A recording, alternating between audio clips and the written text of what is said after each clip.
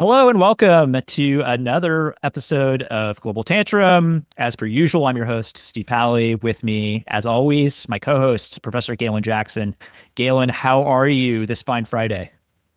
Better than South Asia's doing. How about you? Better than South Asia. Yeah, I think that's a good answer. And I think somewhere in the middle of the last episode we did, which was on the burgeoning conflict between India and Pakistan, we mentioned that there was a good chance we were going to talk about it more next week. It's next week. We're going to talk about it more. It's still happening. Our hope at that point would be that there would be a single tit for tat exchange between the two. It looks like we've gotten several more tits and tats since then. That sounds funny. But yeah, keep it in. Keep it. Yeah, keep it rolling. Keep it rolling. Just keep talking. Anyway, let's just run through the timeline real fast to refresh what it is we're talking about, why it's important. This kicked off with a terrorist attack in Pahalgam, Kashmir on April 22nd, which I guess is between 2 and 3 weeks ago. A bunch of terrorists killed Hindu tourists in a recreation area, a really nice one. In Indian-controlled Kashmir is, of course, a contested area between India and Pakistan. India and Pakistan have been mortal enemies for darn near 80 years now, since inception, basically. So big terrorist attack, immediate diplomatic breakdown. India suspends the Indus Waters Treaty, closes borders, bans travel, expels diplomats. And Pakistan closes airspace, cuts all trade, typical stuff prior to some kind of armed conflict kicking off. Then we get, for the next couple weeks, escalating cross-border artillery exchanges between the two sides. According to India, Pakistan violated a ceasefire for 9 consecutive days, but who's counting, right? Pakistan probably contests that.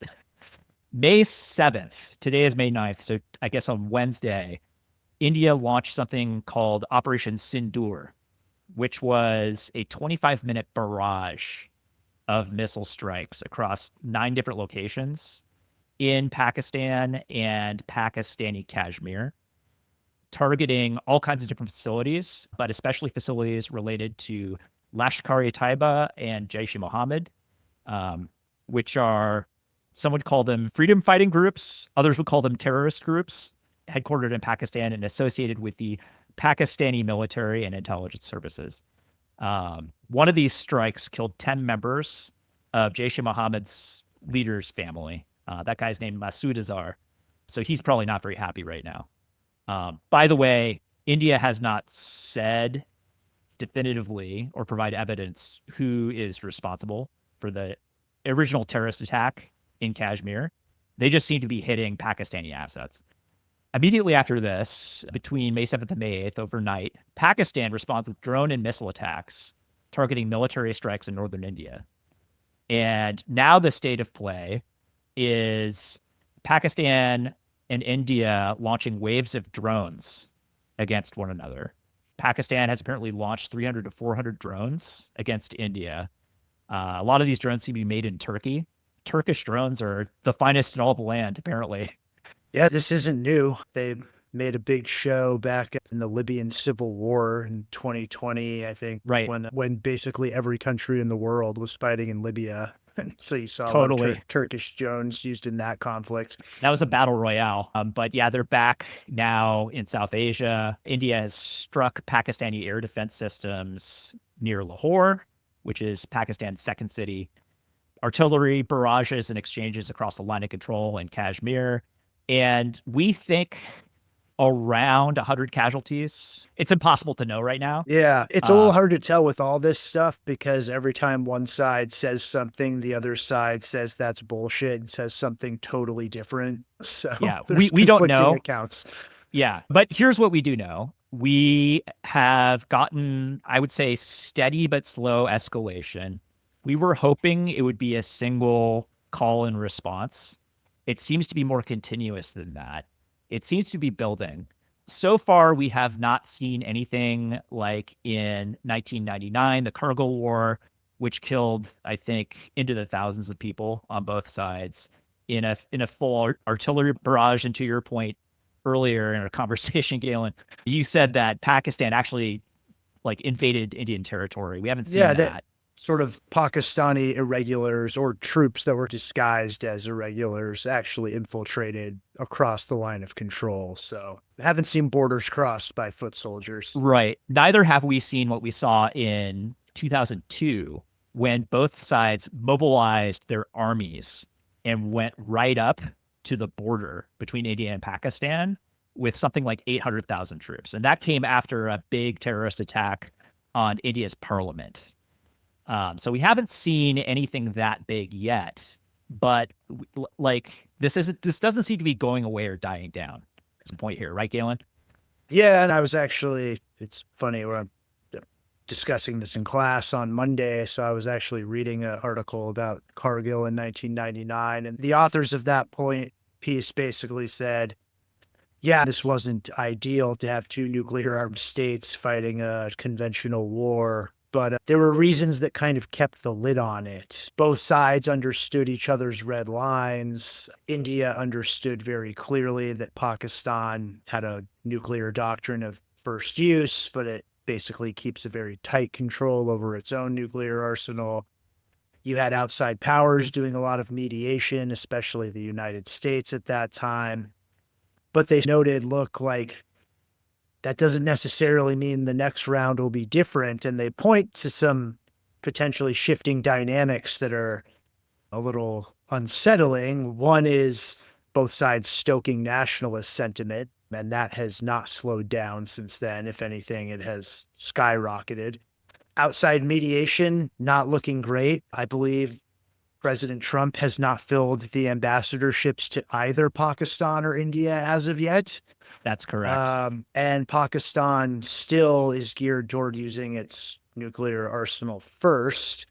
So I was expecting, as I think we alluded to last week, that this would be a kind of repeat of 2019. India would get its shot in, Pakistan would do something roughly proportional, and that would be the end of it. And that still could happen. This isn't great, but if things de-escalate from here, it's not a catastrophe. But this is moving toward a place that is more unsettling than I think either of us were expecting.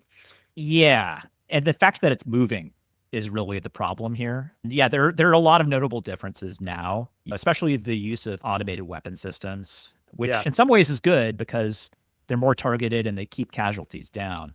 But there's a number of like notable things that we've seen already. For instance, the biggest aerial dogfight by some measures since World War II.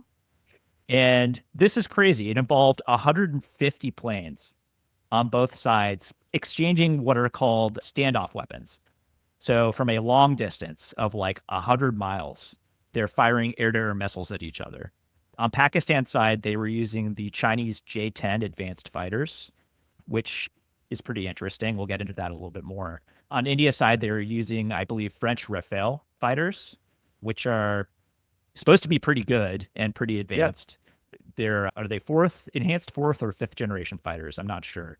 I'm not sure either, but France is generally known to produce pretty high quality military aircraft. So yeah, these are supposed to be like F-16 equivalents, more or less. And we know that the Pakistani Air Force seems to have gotten the better of that exchange. They claim to have shot down 5 planes. This is notable because you don't see the J-10 used very often in live combat. And it seems like the J-10 is performing pretty well. So the United States is probably keeping a close eye on that. We don't know if Pakistan also used its American F-16s in that fight, but it wasn't reported on, which is notable all by itself. Yeah, I would say quite notable. Yeah, again, at least the article that you sent me didn't explicitly mention that F-16s weren't used. Right. But they were not mentioned in the article. Right. And so all of this to say, the Chinese military hardware seems to be performing well and in a way that is notable to knowledgeable observers. And we also have seen that Chinese defense stocks have apparently gone up 16% since this started. We characterized China's motive for this conflict, trying to de-escalate and keep a lid on it. I think things are actually a little bit more complicated than that. Learning just how many weapons China has sold to Pakistan in recent years. We said that Pakistan has been well equipped by the Americans. That's true, but that stopped certainly 5 years ago, right? Yeah. Uh, if not 10 years ago. In the interim, they've been buying like crazy from the Chinese. And I think China has more of an incentive to help Pakistan here than we may have originally thought. Yeah, although I'm careful what you wish for. If it's anything like what happened with the US Pakistan relationship, China might not be happy with the ultimate outcome. But Yeah, I do think this has at least partially persuaded me that China's goal here is to put India in a position where it has to worry even more about a two-front war. totally. As we mentioned last week, India and China have unresolved border disputes. Again, the reason India was interested in nuclear weapons in the first place was not Pakistan, it was because of China. So I think that's what they're thinking here. I think you're right. Let's play this out a little bit more. If we connect this to the Taiwan Strait, the US has tried to set up this Quad system of alliances. So that's the US, it's Japan, Australia, and India is the fourth member of that. It's an anti-Chinese military alliance where they share intelligence and war planning for basically South China Sea and Taiwan Strait issues. Now, if something kicks off and the Quad starts to try to cooperate militarily, if China can credibly threaten to sic Pakistan on India, the Quad becomes a trio. And by the way, this is somewhat speculative, but given that we know that China has helped Pakistan in the past militarily and with its nuclear program, during the lame duck period when the Biden administration was on its way out, it did issue intelligence. I think it was reported in the Wall Street Journal that Pakistan is looking to develop an ICBM capable of hitting the United States. Pakistan also, as we know, has received help with its ballistic missiles from North Korea. The thinking seems to be that is designed to keep the United States out of any conflict in South Asia, since the United States is now pretty openly tilting toward India. So you have these regional dynamics tied to great power dynamics, which are tied to, as you said, other conflicts in East Asia. So it seems like everyone's interested for different reasons, potentially. It sounds like a giant game of dominoes getting set up.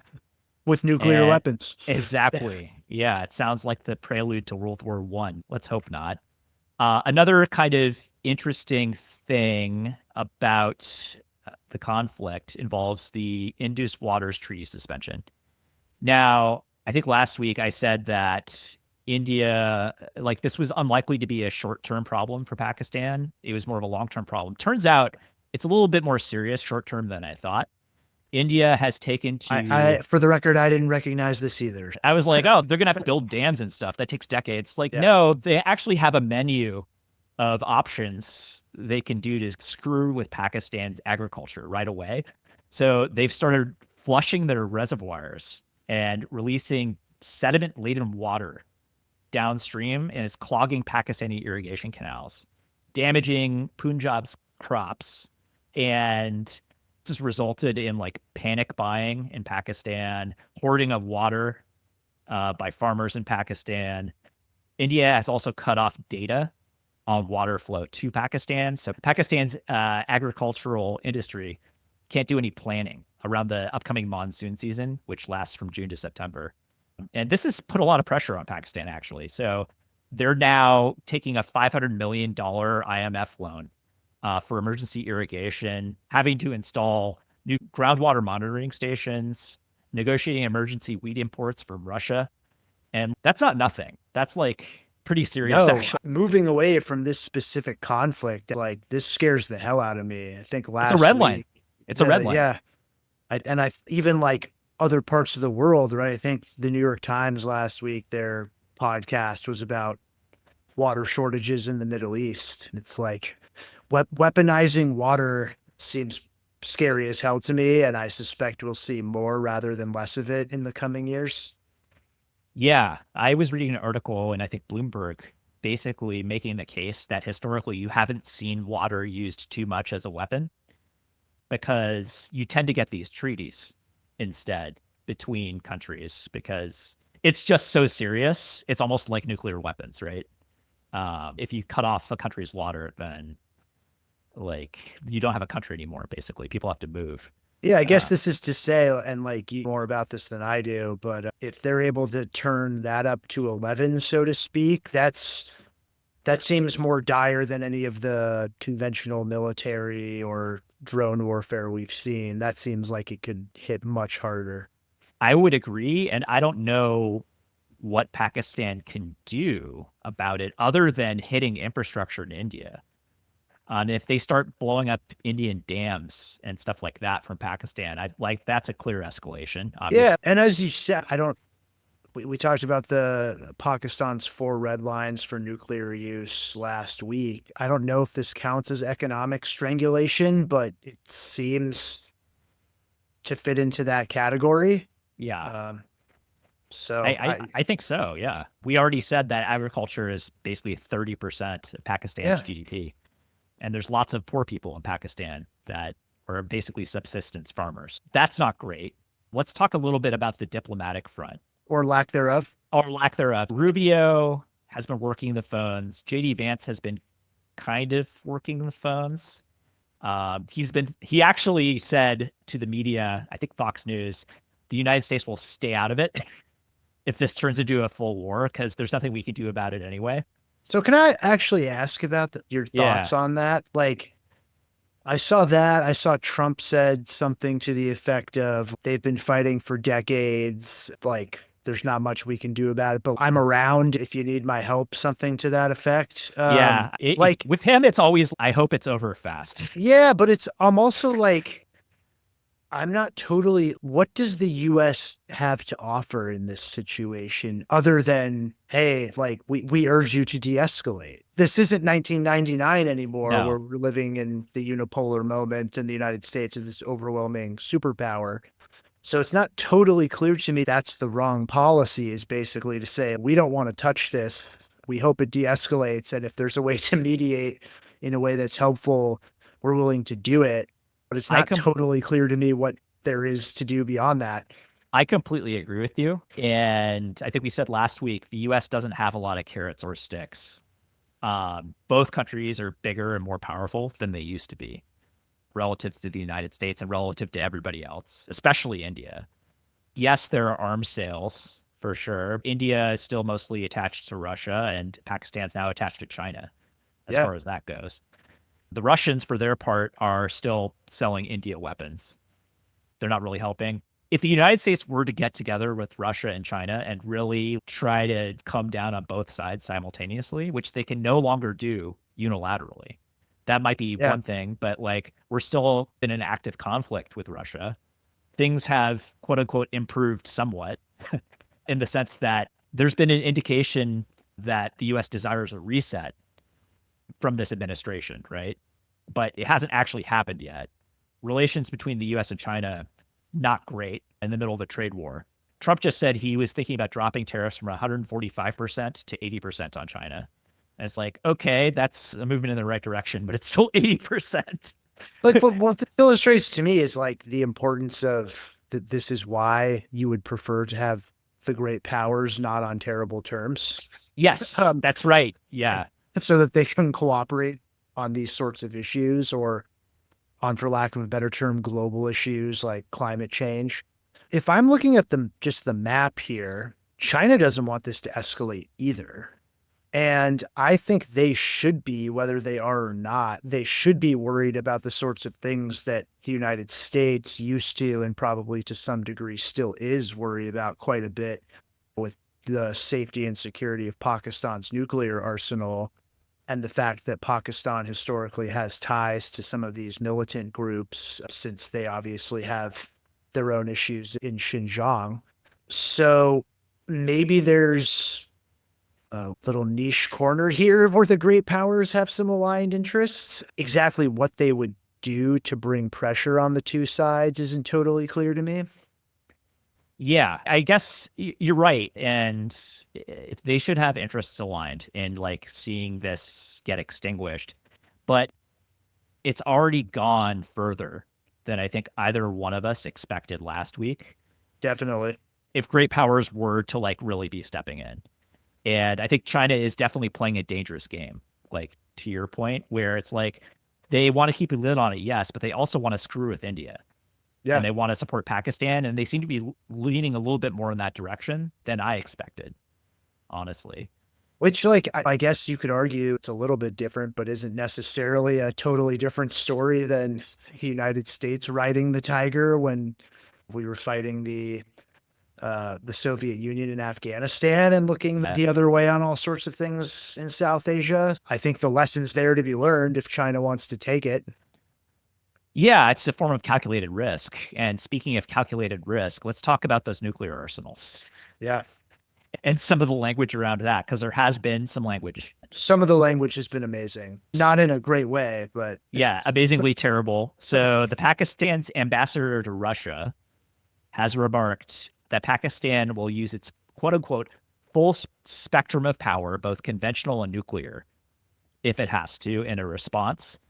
And this is coupled with Pakistan espousing a quote-unquote quid pro quo plus doctrine. So this is exactly what we didn't want to see or hear, right? Like quid pro quo is one thing, right?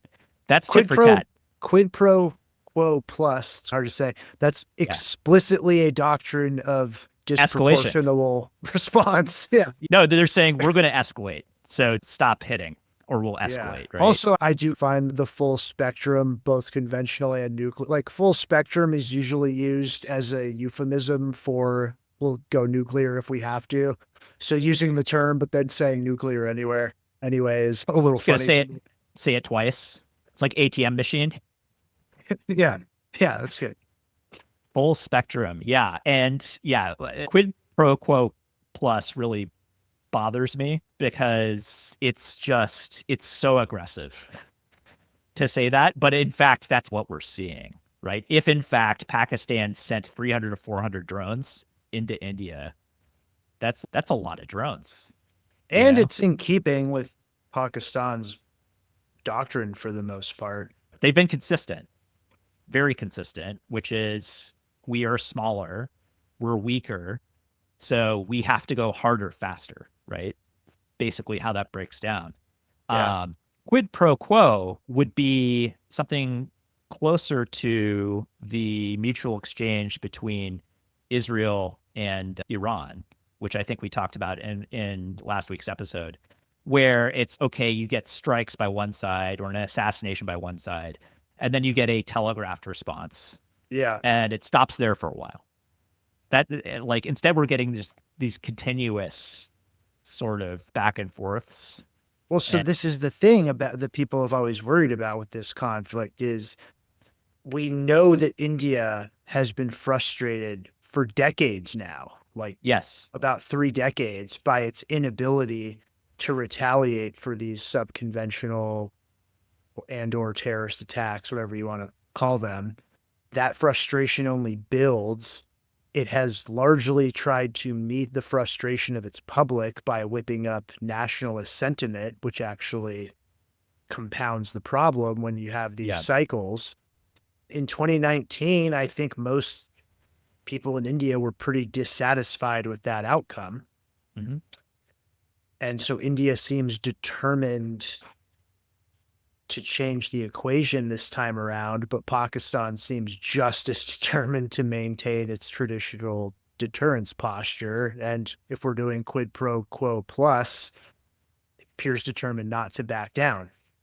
Yeah. So we haven't had too many casualties yet. We haven't had any territorial incursions yet. Those would be the next places to look for a real escalation. And we hope that doesn't happen. Granted, this, for the reasons we've been talking about, seems a bit different than past exchanges with these two powers. I sometimes get the sense with these things, like you see this with North Korea all the time. Like North Korea does something, everyone freaks out, and at the end of the day, it's we're fine. Like it's this problem, but it never really boils over I get the sense with that here, but it seems like it's boiling at a faster rate than normal. And maybe this time is different. I don't know. Yeah. The fact, again, that there is movement forward instead of just being stationary troubles me. The thing about what DPRK does, North Korea, right, is they fire a handful of missiles at a time and then they stop for a while. And South Korea and the Americans and Japanese condemn them. They don't like it. But it's turned into this very familiar dance that is effectively the status quo, right?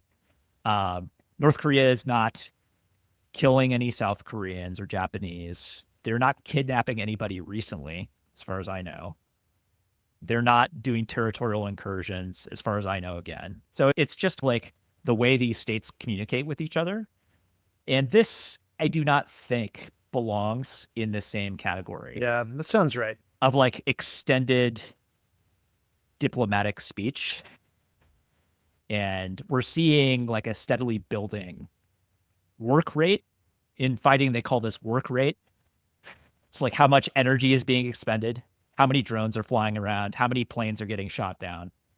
All of this is notable. All of it matters. How much of each economy is being held at threat by this water stuff, right? And again, that seems like the biggest thing we've discussed, because you could still frame this, granted at a somewhat higher threshold than we've seen at other times. Although, as we said last week, these are countries that have fought multiple large-scale conventional wars. We mentioned Cargill. We mentioned the Parliament crisis. You could argue this is two nuclear powers basically doing some flexing that no one wants to go further than that. The water thing does strike me. If India is serious about weaponizing that, that seems to me like a difference in kind, not a difference of degree. I would agree. And like, this is a big first step, the step that they took that has done real damage to Pakistan's economy without like having to do very much of anything. So that's a major point of vulnerability. I do agree. I do think nuclear deterrence still holds. And that's probably the most powerful force in this whole setup that we have, right? Both sides have their own relatively secure nuclear arsenals. And that's a big deal. I don't think either side's going to try a splendid first strike. Like, that would be insane. Both sides would suffer completely unacceptable damage. So now you're in the realm of like miscalculation, miscommunication, and accident, which is not a good place to be clear. But it is like qualitatively different than like nuclear war fighting, right? I guess the thing that worries me, we probably did this when we did our South Korea episode, like nuclear weapons are in theory stabilizing until they aren't. Right. And you worry about situations where there are core political disputes that cannot be peacefully resolved. And this seems like a very good example of that. Now, maybe it has been, maybe not peacefully resolved, but resolved. Like, we do have an equilibrium, right? We have the line of control that was established after the 1971 war. Both sides claim the whole of Kashmir. We're not seeing full-scale conventional fighting over it, and we have these periodic rounds. I worry that as neither side is satisfied and the rhetoric ramps up, we're creeping closer to the brink, and the thing about brinks is you can go over them. You can go over them very easily without even meaning to. All right, let's invert this and ask the question, so what would this look like if it were to stop? How would this stop this process that we've gotten into between India and Pakistan? That's a great question. Thank you. If I had the answer, I'd probably be somewhere else right now. Washington, D.C.? Look, I still think the most likely way this plays out is both sides declare victory and prepare for the next round. That's not guaranteed. And at the end of the day, one side's going to have to eat some crow, so to speak. Yeah, and you also have to coordinate that. You have to talk, I think, between the sides in order for that to actually happen. And that doesn't seem to be going on right now. We're getting a lot of sniping in like the international media. where Pakistan's saying India's in outer space right now. They're not paying Yeah, attention. come back to the real world, like you're living Yeah. in an imaginary world. Yeah. Maybe Pakistan wants to talk, and that's their way of saying that. Look, they also, and I've tried to look into it, and I have my pre-existing beliefs, but I think, as you said, I don't think India has presented any evidence to show that the ISI, Pakistan's Inter-Services Intelligence, or any other branch of the Pakistani government coordinated the attack in Kashmir that set this all off. Maybe that might be true. The problem Pakistan has is we know that they have been supporting insurgent groups for a variety of reasons, including redirecting pressures within Pakistan away from Pakistan and toward Kashmir. Totally. Maybe that would be one way to get India off Pakistan's back, is Pakistan made some arrests or something like that. Yeah. We've heard nothing about that. No. Maybe that's not acceptable on Pakistan's side. The sites India targeted were reportedly these terrorist sites. Maybe there's some goodies that both China and the United States could give each side. Maybe there's some carrots to buy each side off. I don't know exactly what those look like. I'm not sure either Beijing or Washington wants to play that game. But I think ultimately you're going to need something that's face-saving that allows both sides to say, hey, we did it. Hey, we did it. Yeah, because they're both subject to domestic audience pressures. Modi certainly is. And we talked a lot about that last week. Largely of his own making, by the way. Exactly. Yeah. No, his brand is Muslim bashing and Hindu nationalism. And so now he has to back it up, and he's seemingly doing it, including through novel methods like strangling the Pakistani agricultural economy. I think, and this is again a problem India has had for a long time. It's if you waged an all-out conventional war, I am confident that India wins that war. I'm very confident India wins that war. It has massive economic advantages, massive manpower advantages. But if we're talking about qualitative military equipment and training, Pakistan seems to do pretty well here, and Indian conventional modernization has been a priority for 10 years in theory. They keep seemingly losing a lot of these lower scale conventional engagements, and that's pissing off a lot of Modi's core constituents. They want to win some of these encounters, and that remains pressure that's not being relieved in any way. And so I guess my concern is that he's going to try to score some more points here, and that could lead to some sort of more dangerous escalation. I don't think that's going to happen, but until that problem is resolved, I don't really know how he stands up to the podium and says, we did it, Joe. Yeah, that's on India's side, right? It's like audience effects and domestic politics, second image reversed type stuff. And I think it's a great point. Pakistan has much more serious issues. Yes. They have existential issues because they're weaker than India. They're always going to be weaker than India. India has their water that they can hold hostage, and they're starting to do it. Yeah, the country's fates are going like this, by the way. We talked about this last week. So it's they have, I would say, an incentive to preempt.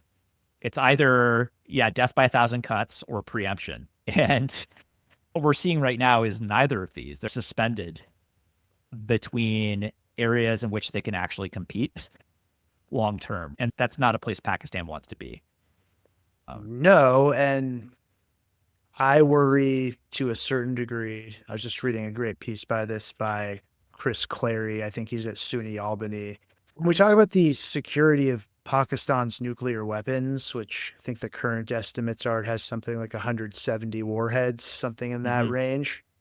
I don't necessarily doubt that the Pakistani military or security forces are highly professionalized. I think they've actually done quite a bit of work to improve that.